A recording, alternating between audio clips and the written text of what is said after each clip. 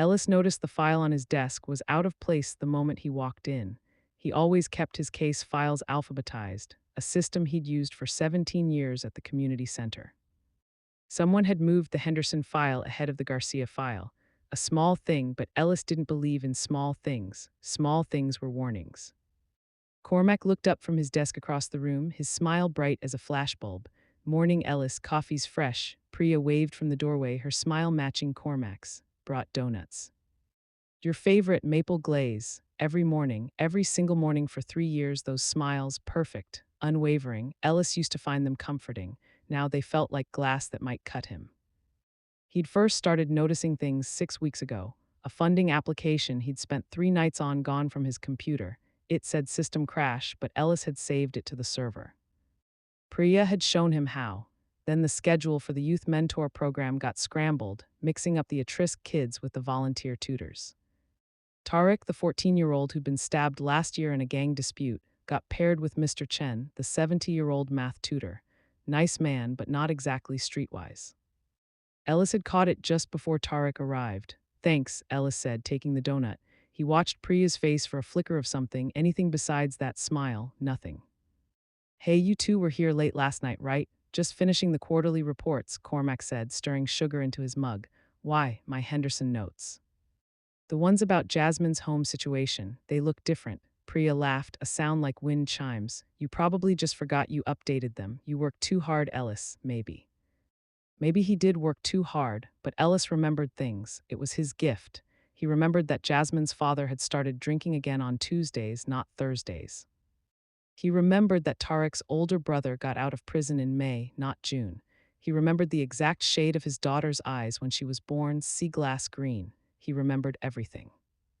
Except lately, he hadn't. The next day, the incident report about the broken window in the rec room disappeared. Ellis knew he'd filled it out. State required it for insurance.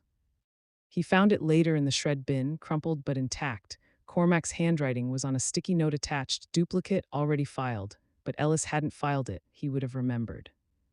He started coming in earlier, 5:30 in the morning, when the building was dark and quiet except for the hum of the ancient refrigerator in the break room. He'd check his files, his computer, his locked cabinet where he kept the sensitive case notes. Every morning, something was slightly wrong. A document opened that he didn't remember opening. An email draft to the state licensing board, half-written, accusing someone of negligence. His own signature at the bottom, shaky but unmistakable. "You're being paranoid," his wife Mara told him over dinner. She didn't look up from her phone. "They love you at that center. You're imagining things." But Mara hadn't been herself either. She'd started locking her jewelry box. She'd changed the password on their joint bank account. For security, she'd said, but Ellis knew their anniversary date like he knew his own heartbeat. It hadn't worked. The worst was the background check. They had a new volunteer applicant, a young man named Devin who wanted to coach basketball. Ellis had run the check, found a juvenile record sealed, but the center's policy was clear. No violent offenses, even juvenile. He'd flagged it for Mr. Harlan, the director. The next day, Devin was on the schedule, working with the 10-year-olds. Ellis stormed into Harlan's office, the file clutched in his hand. "Sir, this volunteer is cleared," Harlan said, not looking up from his computer. Cormac reran the check, came back clean. "You must have pulled the wrong file, Ellis." "These things happen. They don't," Ellis wanted to scream. "These things don't happen to me." He walked back to the main office. Priya and Cormac were laughing about something. They stopped when they saw him, their smiles clicking back into place like masks. "Everything okay?" Priya asked. "Who ran the background check on Devin?" Ellis asked, his voice quiet. "I did," Cormac said. "Priya witnessed it." "Why?" Ellis looked at their faces, smooth, concerned, perfect. "No reason," he said. That night he couldn't sleep. He sat at his kitchen table, the laptop glowing in the dark, and started searching. Employee reviews, emails, anything. At 2 a.m. he found it. An email thread between Cormac and Priya sent 3 months ago. The subject line, Ellis. His finger hovered over the mouse. He clicked. "Getting worse," Priya had written. He forgot the safety protocol meeting again. "I covered," said he was at the doctor. Cormac, "Harlan's noticing. We need a plan." Priya, "The Henderson file is next." Make it look like he missed the update about the father's custody hearing. "If we can show a pattern of negligence," Cormac, "it'll break his heart." Priya, better a broken heart than the email ended. No signature, no follow-up. Ellis read it 5 times. His hands shook, his own colleagues, his friends, documenting his failures, planning his failure. The Henderson file, the custody hearing, he'd missed it, hadn't he? Jasmine's father had gotten weekend rights, and Ellis had sent her home on a Friday, not knowing. He'd put her in danger. The next morning, he arrived at 7, normal time. Cormac and Priya were already there, smiles in place, coffee poured. Ellis, you look terrible, Priya said, her smile faltering into something that looked almost real. Are you? I know, Ellis said. He dropped the printed emails on his desk. The sound was loud in the quiet room. I know what you've been doing. Cormac's smile vanished. Priya's hand went to her mouth. You've been making me look incompetent, Ellis said. His voice was steady, which surprised him. Moving files, deleting reports, the background check. All of it, Ellis, Cormac started, his face pale. It's not. Why? Ellis asked. He felt tears burning. I thought we were friends. I trusted you. I told you everything about Mara. About the center, about Zinnia, Priya whispered. The name hit him like a physical blow. He stared at her. What? Your daughter, Priya said, tears now streaming down her face.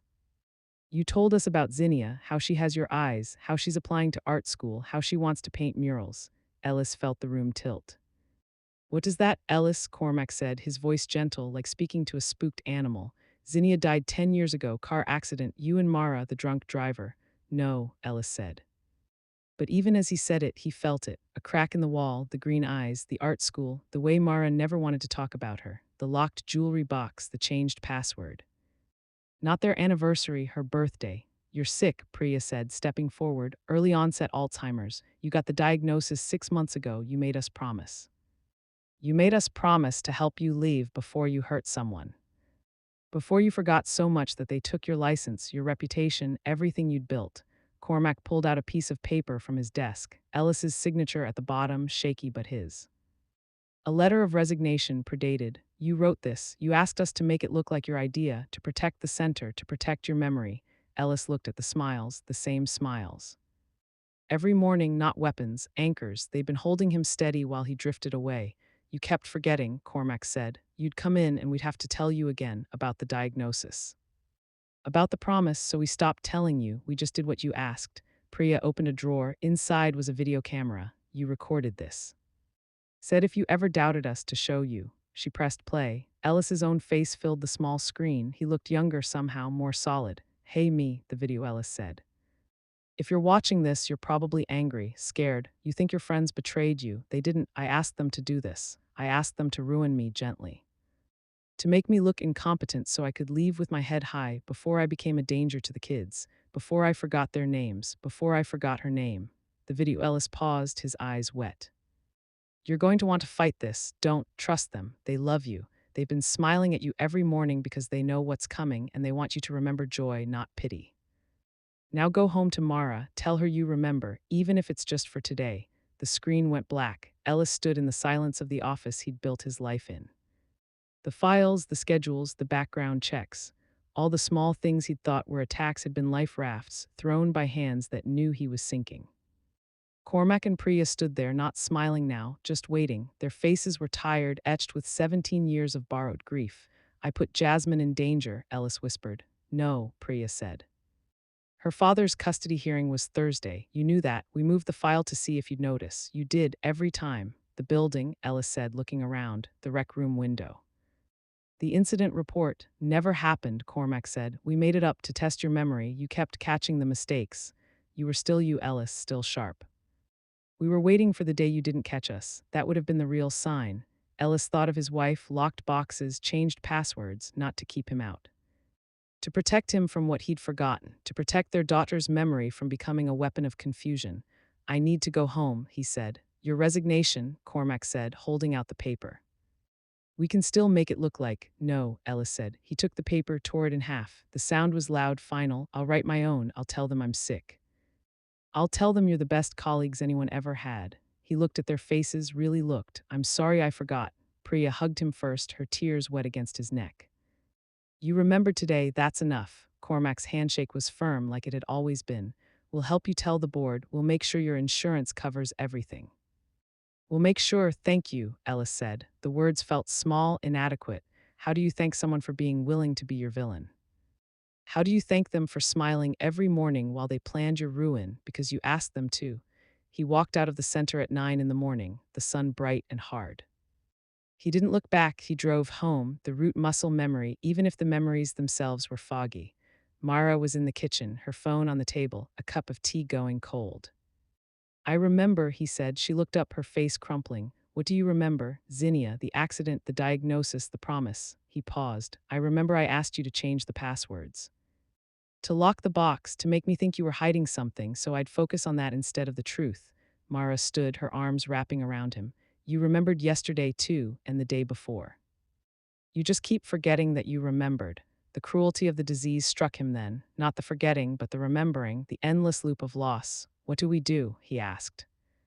We live, she said. We live today, and tomorrow, if you forget, I'll remind you. And the center will send a card, and Cormac and Priya will call, and we'll start over. As many times as we need to. Ellis thought about the video camera, about the letter he'd written to himself, about the smiles, constant as sunrise, from people who'd been willing to be hated to honor a promise. The real twist wasn't that they'd been planning his ruin. It was that they'd been planning his salvation, and he'd been the architect of his own destruction all along. He'd built the maze he was lost in, and they'd been trying to lead him out with nothing but smiles and the memory of a friendship he'd asked them to betray. He sat down at the kitchen table, pulled out a piece of paper, and started writing. Not a resignation, a thank you note to himself for having friends like these, for having one more day to remember. Outside, the world moved on, unaware of the small wars being fought in quiet offices and kitchen tables. Wars where the only weapons were smiles, and the only victory was another morning where someone you love remembers your name. Ellis wrote until his hand cramped. He wrote about Zinnia, about her green eyes and her art school dreams. He wrote about Cormac and Priya, about donuts and coffee and 17 years of files in perfect order. He wrote about Mara, about locks and passwords and the weight of carrying someone else's memories. When he was done, he dated it. November 6, 2025. He underlined the date 3 times. Tomorrow he might not remember writing it, but the paper would be there, and the smiles would be there, and the ruin, carefully planned, would become a bridge back to himself, one morning at a time. He folded the letter and handed it to Mara. Put this in the box, he said, with the others. She kissed his forehead. Welcome home, Ellis, and for today that was enough. For today, he remembered that sometimes the greatest betrayal is love disguised as loss, and the greatest friends are the ones willing to be your enemy so you can be your own hero. Tomorrow they'd smile at him again, and maybe he'd remember why.